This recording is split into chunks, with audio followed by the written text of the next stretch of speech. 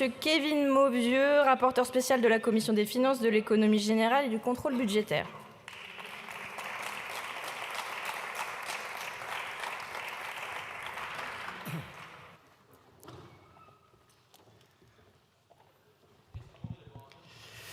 Merci Madame la Présidente. Monsieur le Ministre, Monsieur le Président de la Commission des finances, Monsieur le rapporteur général, mes chers collègues. Sur la dette, un plan d'économie conséquent est plus que nécessaire. Marine Le Pen, le 10 octobre 2022, à cette même place. Cela fait 50 ans que vous plombez notre pays par plus de déficit, par plus de dettes et toujours plus d'impôts. Pourtant, il y a de moins en moins de services publics efficaces. Jean-Philippe Tanguy, le 17 octobre 2023, à cette même place. Halte, nous vous informons que vous êtes positif au contrôle d'ivresse à la dette publique, vous êtes accro à la dette et ce sont les Français qui en pâtissent, moi-même à cette même place, le 18 octobre 2023. Monsieur le ministre, cela fait des années que vous riez à nos alertes, que vous dédaignez de la même façon que ça se fait aujourd'hui, soutenant mordicus Bruno Le Maire et ses budgets, et même le remerciant au moment de son départ, pour tout, je cite.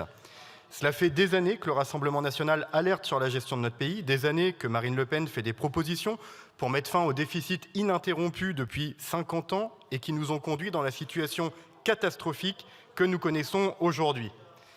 Ça fait plaisir de vous entendre tous parce qu'effectivement, LR, Horizon, les centristes, les macronistes évidemment, le nouveau Front populaire dans son entièreté, vous avez tous, à tour de rôle, creusé notre dette et maintenu nos budgets en déficit depuis 50 ans, ayant tous eu le pouvoir à un moment ou à un autre.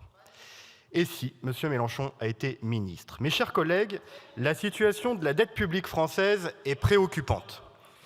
Partant d'un ratio de dette publique sur PIB de 65% en 2007, nous avons dépassé les 90% dès 2012 et les 110% après la crise sanitaire.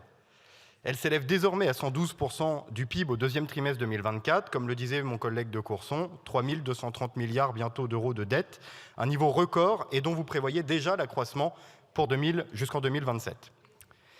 Nous sommes, avec l'Italie, les seuls pays à être en procédure de déficit excessif, conséquence du dérapage du déficit public que vous connaissez tous désormais, là où la loi de finances prévoyait un déficit de 4,4% au PIB pour 2024, l'exécution devrait, selon vos dernières estimations, aboutir à un déficit de 6,1%.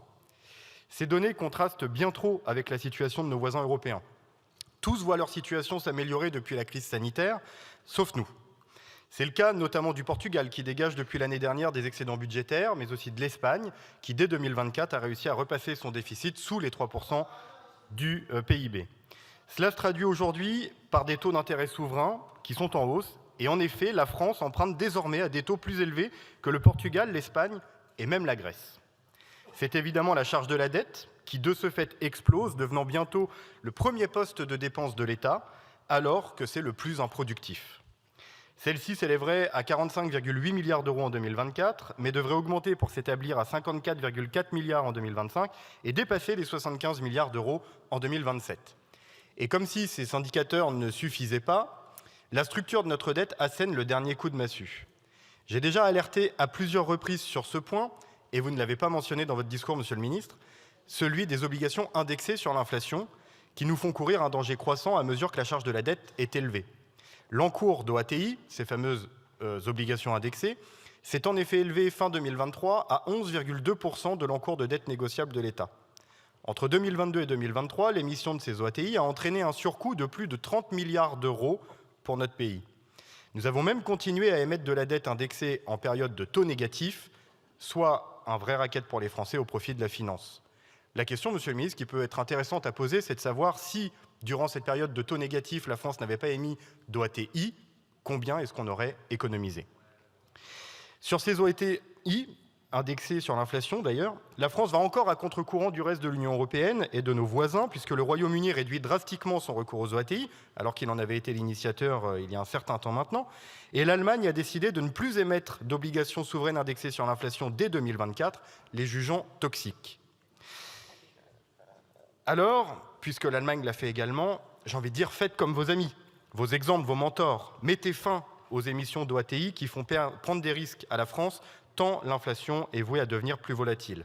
Je vous ai mâché le travail, une proposition de loi est d'ailleurs prête depuis plusieurs mois sur ce sujet.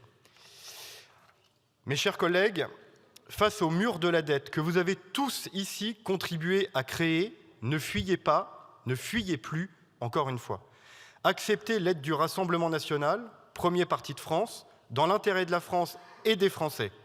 Vous ne pouvez plus nous donner de leçons, soyez humbles et redressons le pays.